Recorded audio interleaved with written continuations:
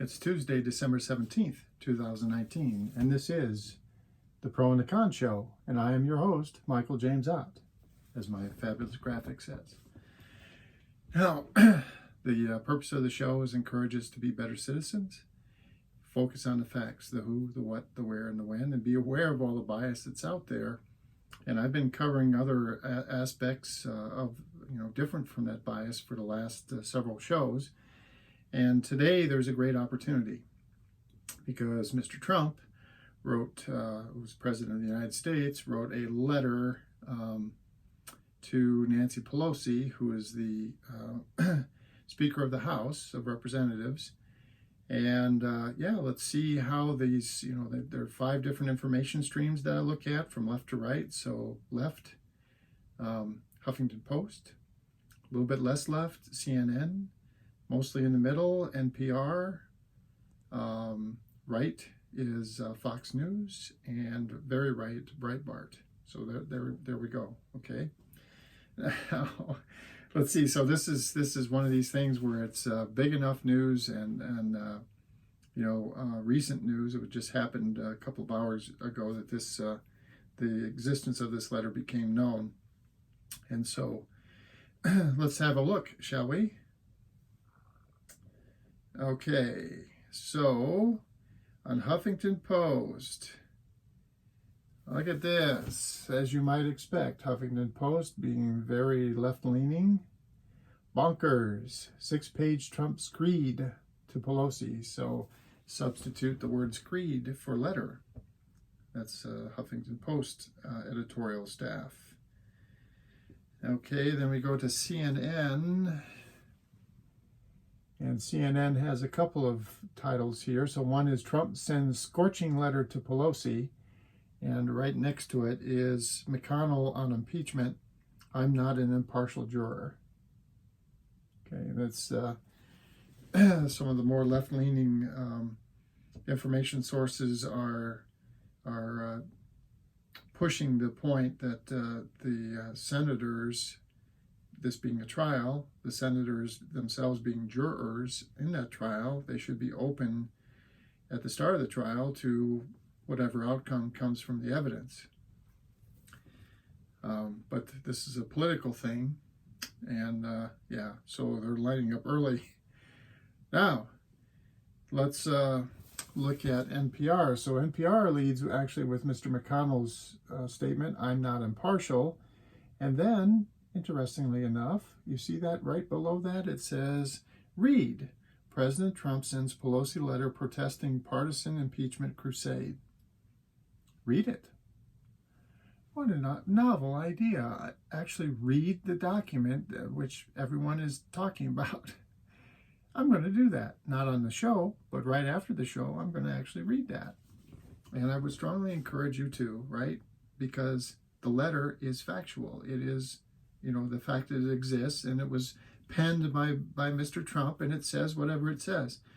So those are his words, and that is part of the who, the what, the where, and the when. Now, I'm not in any way stating that some of the things that he might say in there are truthful or not. He has a tendency to ignore the truth or exaggerate.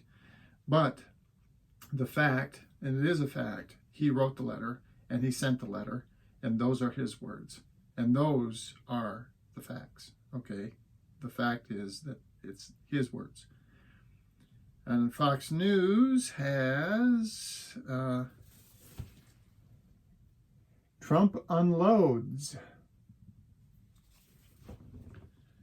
President tells Pelosi in a blistering letter that Dems are declaring open war on democracy. So again, you can see now the more right-leaning Fox News is making sure to put in some stuff about Democrats declaring open war on democracy, right? So this is to inflame their readership because now the Dems are doing something. Those Democrats are doing something, and they're declaring open war on democracy.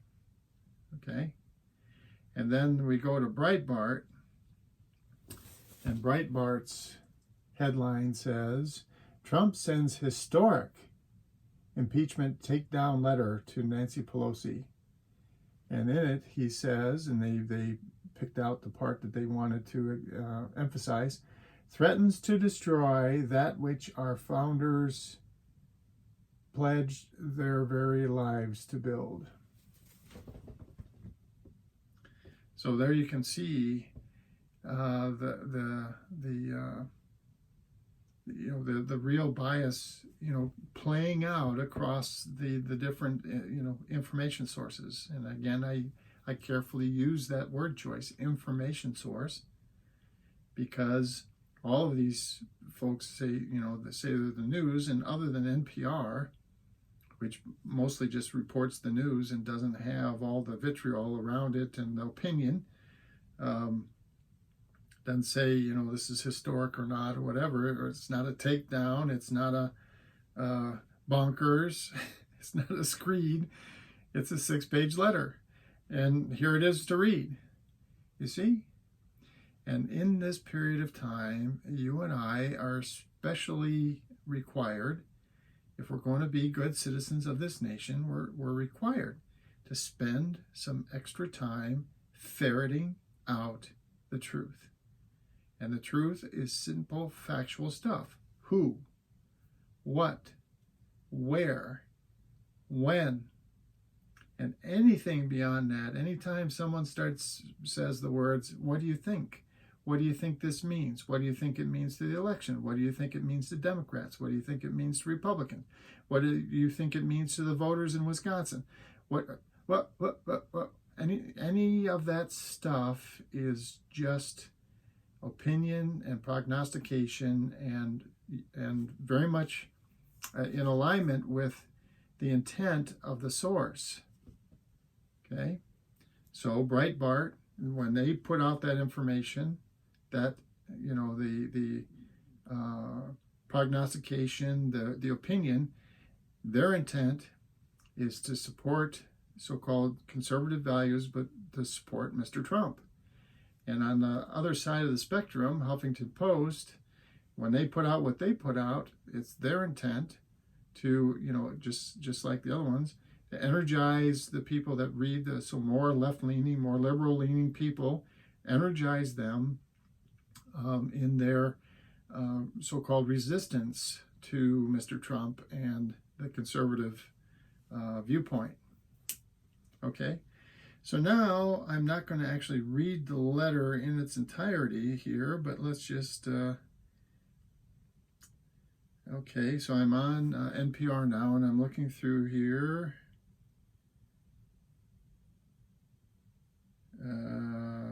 Read the letter. Okay, so I'm going to explore this document in full screen mode. So there it is. Very convenient. So one of the very positive things about the internet is you can actually read the documents themselves. How about that for an idea? Read the document yourself instead of listening to some talking head tell you what it says. All right. So it starts out, Dear Madam Speaker, I write to express my strongest and most powerful protest against the partisan impeachment crusade being pursued by the Democrats in the House of Representatives. This impeachment represents an unprecedented, unconstitutional abuse of power by Democrat lawmakers, unequaled in nearly 2.5 centuries of American legislative history. Blah, blah, blah, blah, blah. So there, it goes on and on and on. And I'm not going to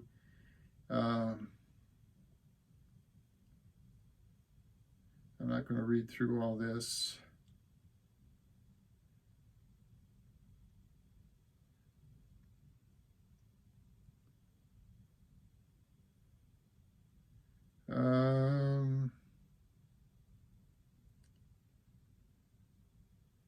Yeah, it's all the kinds of stuff that you would expect Mr. Trump to say. I'm not going to,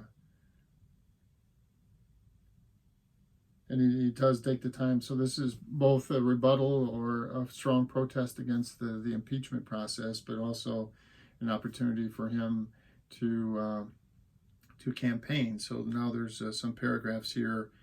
You and your political party are desperate to distract from America's extraordinary economy, incredible jobs boom, record stock market, soaring confidence, and flourishing citizens, blah, blah, blah, blah, blah. Yeah, so he's throwing in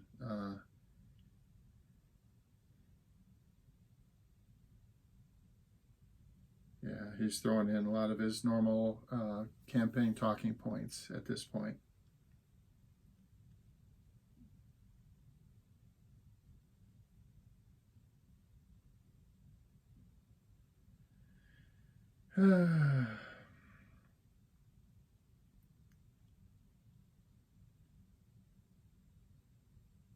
So we're getting toward the end finally, so I'll read the last couple of paragraphs. I have no doubt the American people will hold you and the Democrats fully responsible in the upcoming 2020 election.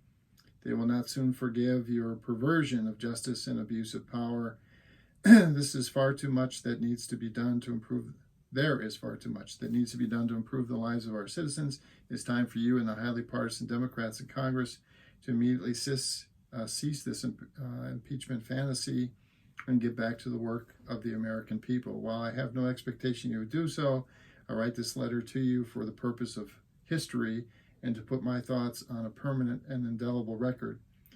100 years from now, when people look back at this affair, I want them to understand it, learn from it, and so that it can never happen to another president again. Yeah, so, the fact is that the impeachment process it's a political process. Okay, there isn't a judge.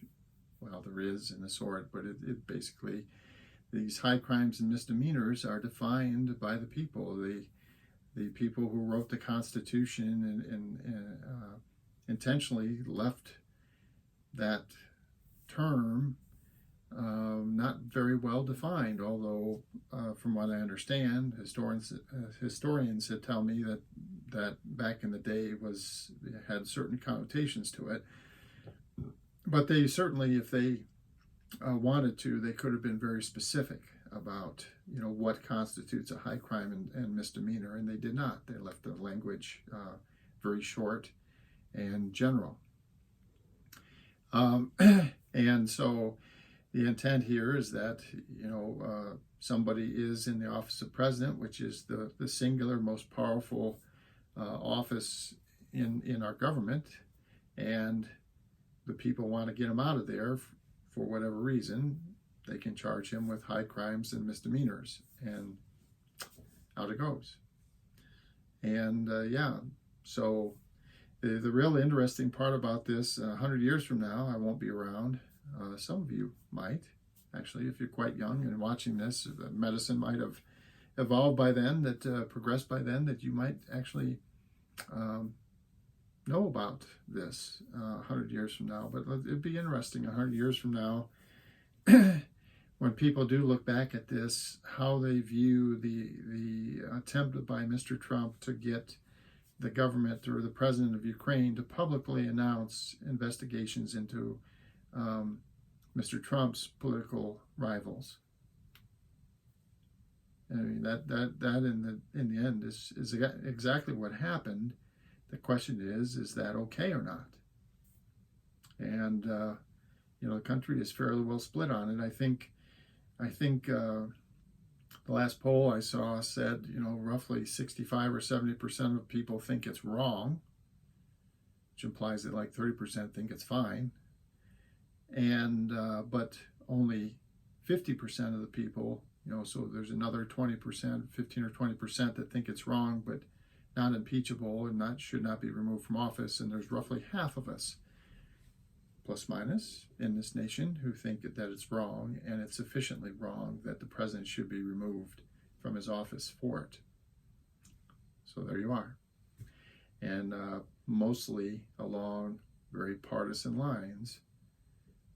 And again, I'll make one last quick little thing. We'll get rid of all of this if we go with the citizen statesman and this analog of, or running the system analogous to jury duty.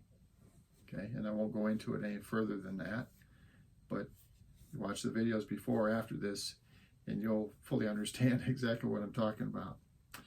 All right, so for Tuesday, December 17th, 2019. I am Michael James Ott, and this has been the Pro and Con Show.